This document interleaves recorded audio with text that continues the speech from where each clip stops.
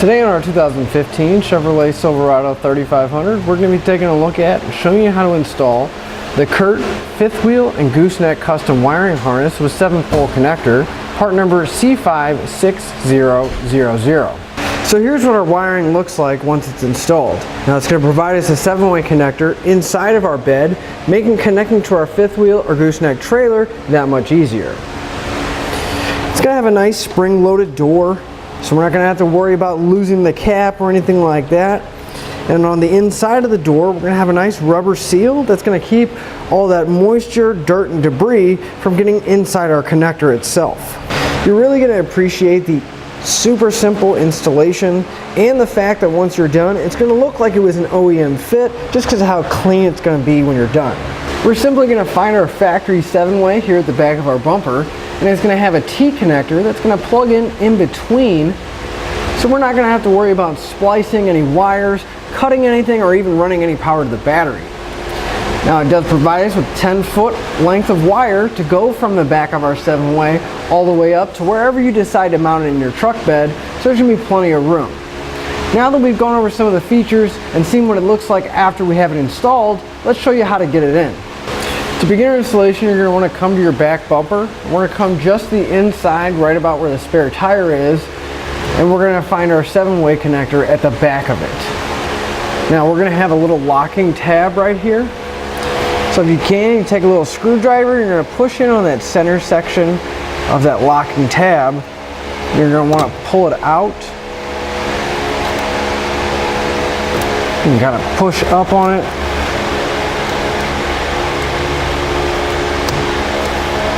If you need to, you kind of take that screwdriver and get it underneath.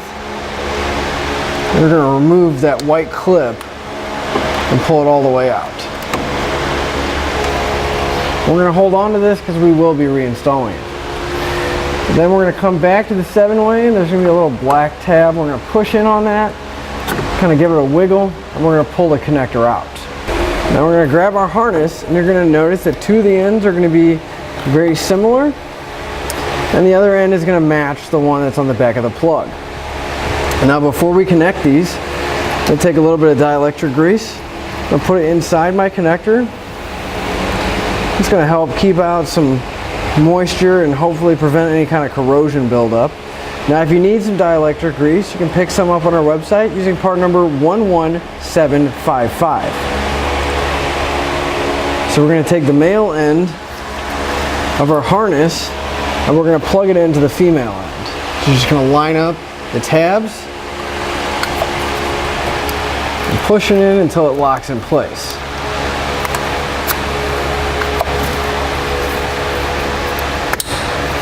You'll hear it click. Then we can take a little bit more dielectric grease, put it on the female end of our T connector,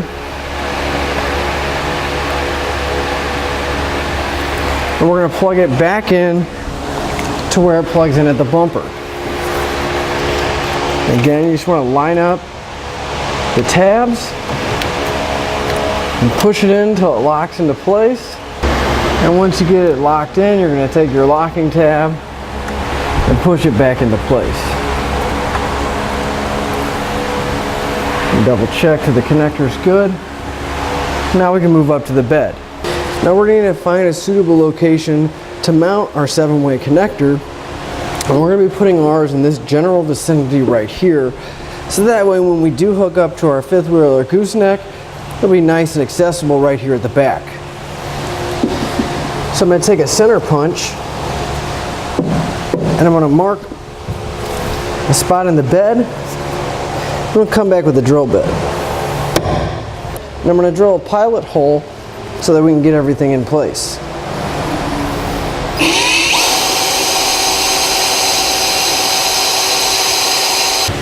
I'm going to come back with a 2 1/8 hole saw, and I'm going to drill a hole so that we can get our connector in place. Just want to remind you to be extremely careful because you don't want to scratch up the rest of your bed.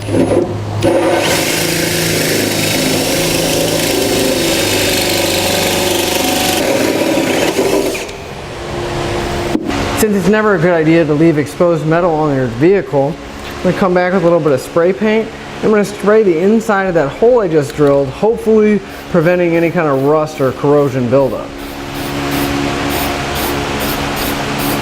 Now in order for us to get that wiring connector up to this top section of our bed here, I'm going to take a piece of airline tube that I had laying around. You can use pretty much whatever you have, so long as when you start guiding it down, it's going to hold its shape. I'm going to guide this down so we can meet up with that connector down below. So my airline tube is just going to come out the bottom here. I'm going to grab the other end of my harness. I'm actually just going to take a little bit of electrical tape so I can hold on to it while I start pulling up to my bed.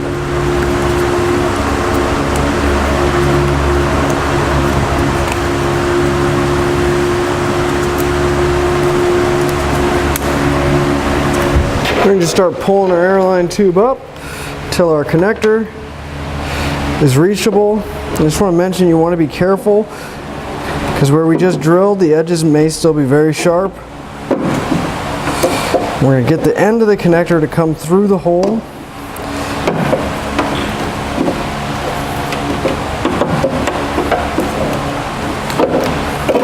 And then we can remove the tape and pull our airline tube off.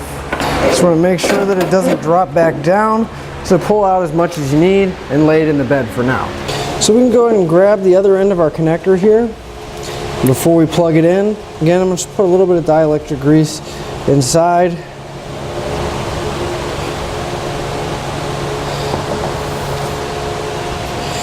We can line up the connectors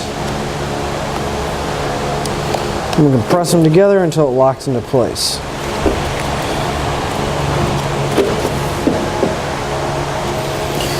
Now what we can do is we're going to feed all that back through. You're going to want to make sure this is nice and straight. And the way we're going to mount this is they provide us with some self-tapping screws in our kit. So you're going to want to grab a 1/4-inch nut driver. And again, making sure it's nice and straight. And we can get one of the screws started.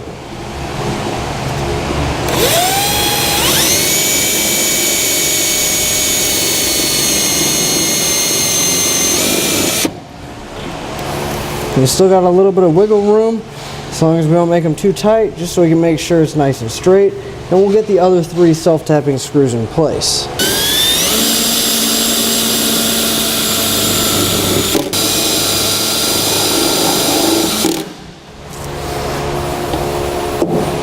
Now would be a good time to go ahead and clean up your wires. They do provide us with some zip ties.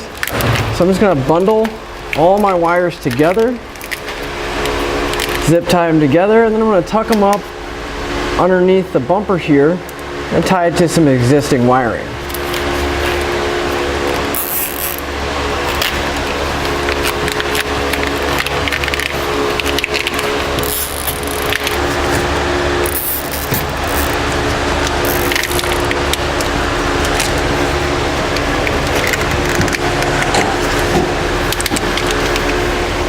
So the final thing we need to do is go ahead and test our wiring to make sure that everything is working properly.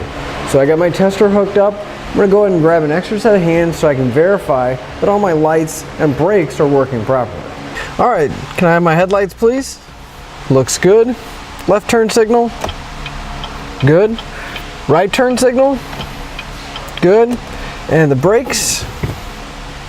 And brakes in both turn signals please. And if you could hit the manual override on the brake controller. Good. Looks like all of our functions are working properly, so we're ready to hit the road.